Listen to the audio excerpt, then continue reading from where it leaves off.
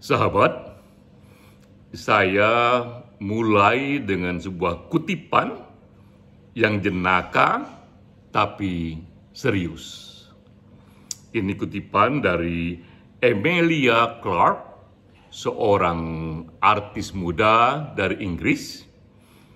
Ia mengatakan, "Ayah saya memberi nasihat.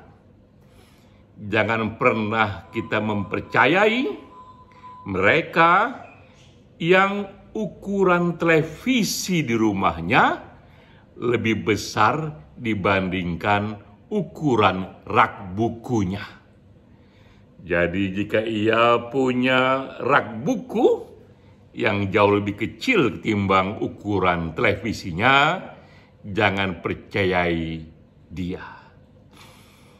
Tentu saja kita tidak menafsir kutipan ini secara tekstual, bahwa sebaiknya kita punya rak buku yang sangat besar, yang jauh melampaui ukuran televisi kita.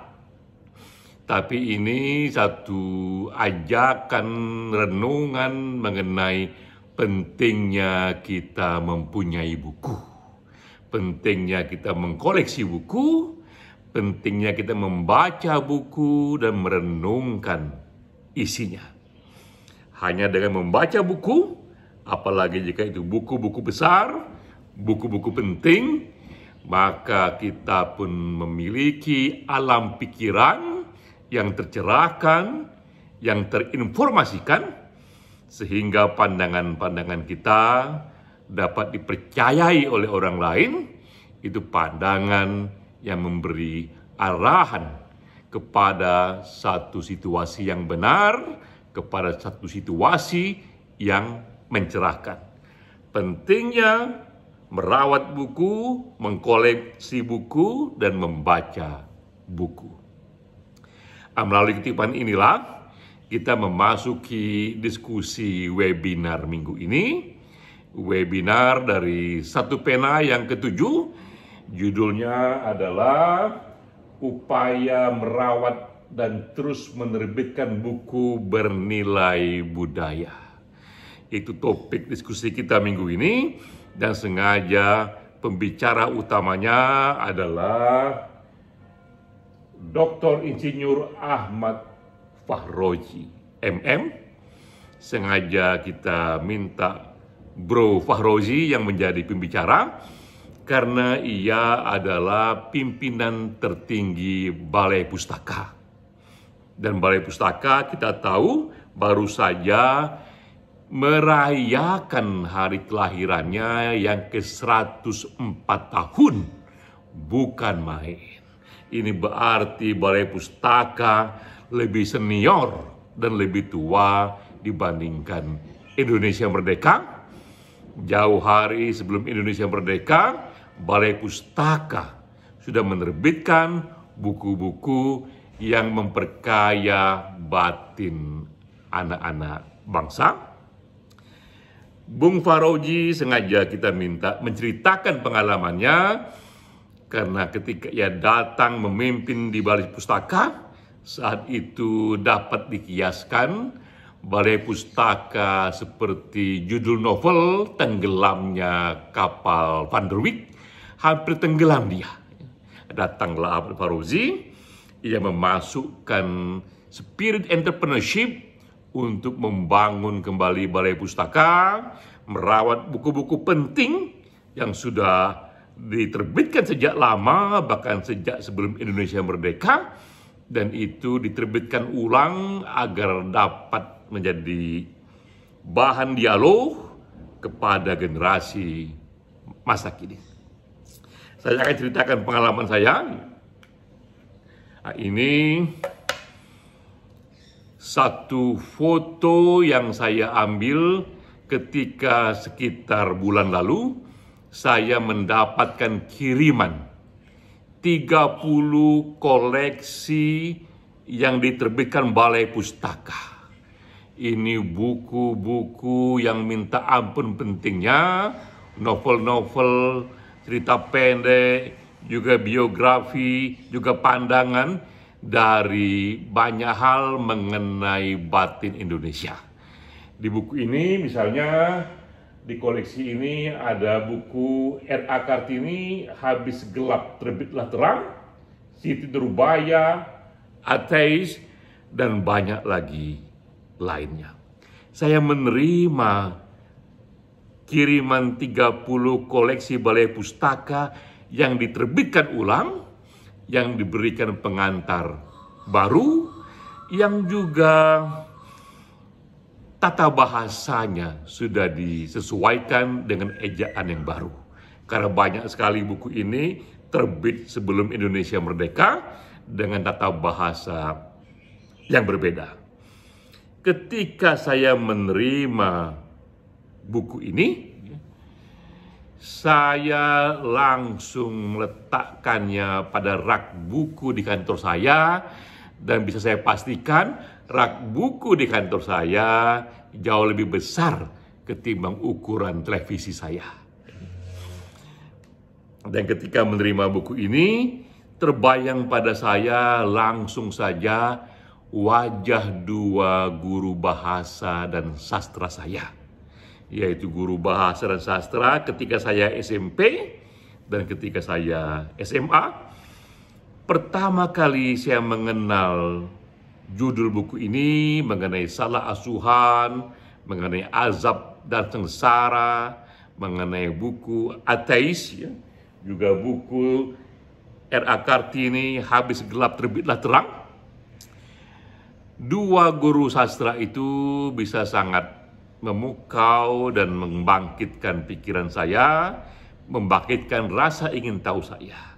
Saya ingat waktu itu saya tunjuk tangan, "Bu Guru, bisakah saya membaca bukunya? Saya pinjam bukunya, saya sangat ingin mendalaminya." Dan Bu Guru berkata waktu itu di SMP, bahkan juga di SMA, bahwa perpustakaan sekolah tidak memilikinya. Karena memang adik-adik, anak-anak di sini tidak wajib membacanya, tapi kami hanya memberikan tahu saja pokok-pokok pikiran dalam buku ini dan apa efeknya buku-buku ini bagi tak hanya perkembangan bahasa, namun juga bagaimana mempengaruhi kehidupan masyarakat. Jadi waktu SMP, waktu SMA, saya hanya mendengar saja tentang buku ini, tapi saya tidak pernah membacanya, bahkan tak pernah menyentuh bukunya itu. Padahal itu buku penting. Tapi ketika saya sekolah di Amerika, ambil S2 dan S3, dan saya masuk ke dalam perpustakaan sekolah, yang di sana bahkan perpustakaan itu 8 lantai tingginya, saya menemukan buku ini. Saya masih ingat situasi saya waktu itu. Saya terpana dalam shelf rak buku tentang sastra Indonesia. Saya lihat itu, buku Siti Nurbaya, Azab dan Sengsara, Ateis. Ini buku-buku yang saya dengar sejak SMP, sejak SMA. Pertama kali saya pegang bukunya itu justru di perpustakaan di Amerika Serikat sana. Jadilah itu peristiwa pertama kali saya membaca buku-buku ini, bukan di Indonesia, tapi di Amerika Serikat. Bukan di perpustakaan sekolah Indonesia, tapi di perpustakaan sekolah Amerika Serikat. Itu pengalaman saya tentang buku ini, ya. Lanjut. Lalu saya terkenang. Satu berita yang pernah saya baca, ini mengenai kegiatan yang dibuat oleh Library of Congress.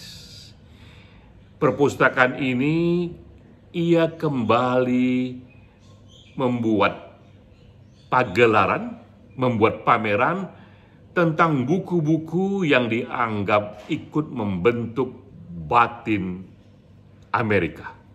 Mereka sengaja memilih 88 buku yang paling penting yang membentuk batin Amerika, dan buku-buku itu mereka terbitkan kembali dengan tata bahasa yang sudah diperbaiki, karena bahasa Amerika Serikat 200 tahun yang lalu atau 100 tahun yang lalu pastilah berbeda dengan tata bahasa masa kini. Dan mereka pun juga memberikan pengantar baru dari buku-buku ini agar pembaca di masa kini memahami konteks sosial, ekonomi, politik, budaya ketika buku yang lama itu diterbitkan. Jadi ada usaha sengaja dari Congress of Library di Amerika untuk kembali membawa buku-buku lama yang penting sekali itu dan menjadikan ini sarana dialog kepada warga Amerika saat ini, terutama kepada para pemimpin di Amerika. Kita lihat beberapa contohnya. Nah, ini contohnya. Ini contohnya beberapa buku yang diterbitkan kembali. Ada yang judulnya The Adventure of Huckleberry Finn, di karangan Mark Twain yang terbit tahun 1884. Sudah hampir 200 tahun yang lalu buku ini dianggap ikut membentuk batin Amerika, diterbitkan kembali. Ada juga judulnya Pragmatism, William James. Ini diterbitkannya pertama kali 1907. Ini buku filsafat, buku renungan filosofi, pandangan hidup yang juga membentuk Amerika. Juga diterbitkan di sana contohnya The Private Life of the Late Benjamin Franklin. Ini salah satu founding father di Amerika. Biografinya yang dulu terbit di tahun 1793, lebih dari 200 tahun yang lalu, diterbitkan kembali. Ini hanya contoh 3 saja, kategori fiksi, non-fiksi, biografi mereka pilih untuk diterbitkan kembali karena penting bagi mereka. Generasi sekarang juga berdialog dengan begitu banyak buku-buku yang sudah diterbitkan di Amerika sana yang sudah membentuk dan memperkaya perjalanan budaya Amerika. Inilah buku yang mereka sebut, ini buku that shape Amerika, buku yang membentuk batin Amerika. Berangkat dari sinilah, ini selanjutnya, bulan lalu saya terpilih secara aklamasi menjadi Ketua Umum Satu Pena, Ketua Umum Persatuan Penulis Indonesia secara aklamasi yang disingkat Satu Pena. Saya pun mencanangkan 7 program unggulan, dan ini satu dari 7 program unggulan itu adalah saya meniatkan akan menerbitkan kembali 100 buku pilihan, setidaknya dalam bentuk print on demand, buku-buku Indonesia yang punya nilai sejarah dan budaya sejak era kolonial. Seperti yang tadi dikerjakan oleh Library Congress of Library yang menerbitkan kembali buku-buku yang membentuk batin Amerika. Di Indonesia pun saya mencanangkan akan menerbitkan kembali 100 buku pilihan yang punya nilai budaya, yang punya nilai kultural, yang membentuk batin Indonesia.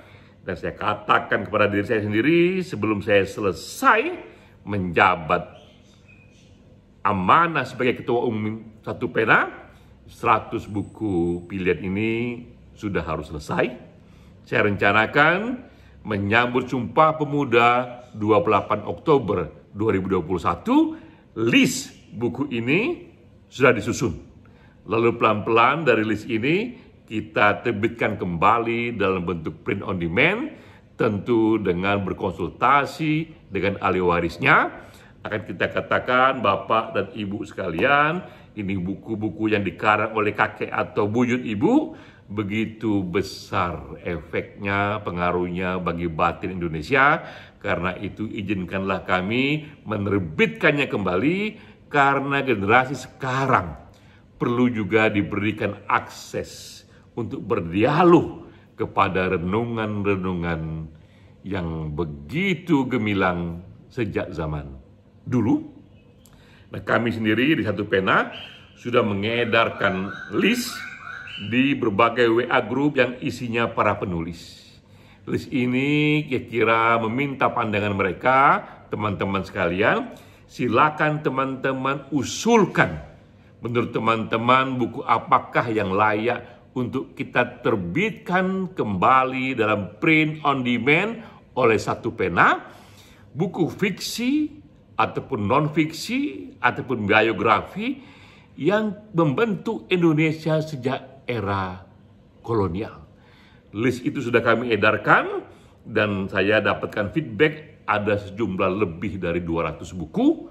Nanti akan dibentuk tim ahli menyeleksi semua buku yang sudah diusulkan itu untuk menjadi 100 saja dan juga ditambahkan juga mungkin dengan judul-judul lain yang belum masuk dalam usulan itu. Bayangan saya, dalam list 100 buku itu nanti ada buku-buku di sana, ini buku karangan Bung Karno di bawah bendera revolusi. Karangan Hatta juga di sini, Demokrasi Kita, juga dari Sultan Syahrir, Renungan Indonesia, Akal Kini, Habis Gelap Terbitlah Terang. Ini buku-buku yang minta ampun berpengaruh membentuk Indonesia. Kadang kita kalau merenungkan tentang the founding father dan the founding mother zaman itu, betapa politisi zaman itu juga seorang pemikir. Bung Karno itu di samping seorang politisi, ia juga seorang pemikir. Di samping ia seorang pemimpin, ia juga seorang penulis. Sama dengan Hatta, sama dengan Sultan Syahrir, sama dengan R. Kartini. Inilah tipologi pemimpin penulis, pemimpin pemikir, pejuang penulis, pejuang pemikir.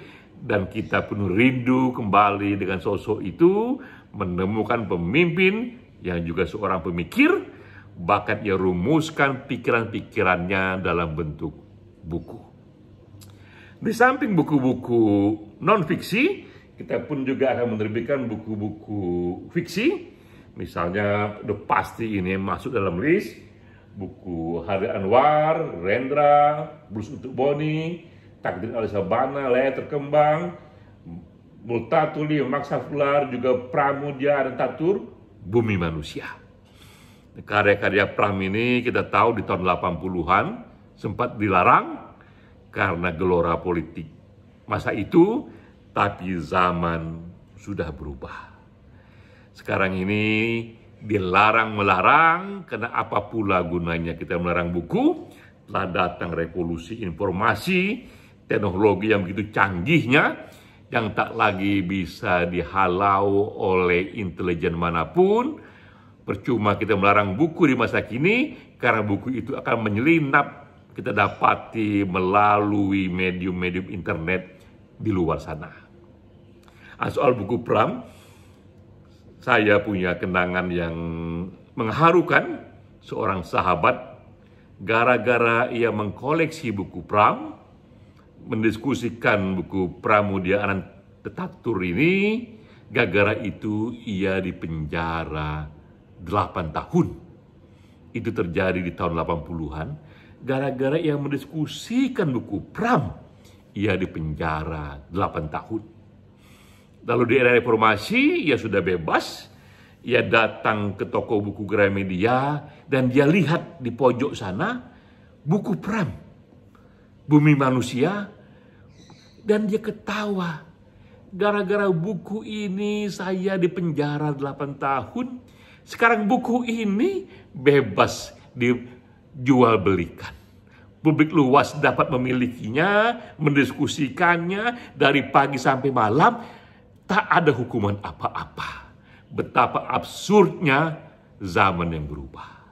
Jadi kita lihat, begitu sejarah kita, pernah ada era satu buku dilarang, bahkan siapa yang memilikinya bisa dipenjara. Berganti era, buku itu bebas diperjualbelikan. Bahkan buku Pram sekarang ini juga sudah menjadi film layar lebar. Ya. Jadi itu situasi kita sekarang ini. Kita beruntung, dan saya pun juga beruntung, menjadi ketua umum dari satu persatuan penulis Indonesia di era ketika kebebasan sedang merekah-merekahnya. Berarti kita pun berada dalam satu kebebasan yang lebih tinggi untuk bisa mengkoleksi dan menerbitkan kembali buku apapun yang kita anggap memang penting dalam membentuk batin Indonesia, dan tak ada masalah buku itu berada dalam spektrum politik yang begitu luas dari kiri hingga kanan, karena memang begitulah budaya Indonesia, begitulah keberagaman yang ada di Indonesia. Sekali lagi, kembali kita kepada kutipan di awal, jangan mempercayai mereka yang ukuran televisinya di rumah jauh lebih besar ketimbang ukuran rak bukunya. Untuk kasus Indonesia bisa kita lebih detailkan lagi. Jangan meyakini atau mempercayai apapun pandangan mereka tentang Indonesia jika mereka belum membaca setidaknya 5-10 buku minimal dari koleksi yang akan kita buat ini, yaitu 100 buku pilihan yang membentuk batin Indonesia. Jika kita belum membaca minimal 5-10 buku dari koleksi ini, berarti kita belum benar-benar mendalami batin Indonesia, belum benar-benar mengenali batin Indonesia. Dan kita sekali lagi menyambut baik topik minggu ini, betapa pentingnya merawat buku dan menerbitkan buku yang punya nilai-nilai sejarah serta budaya Indonesia. Salam.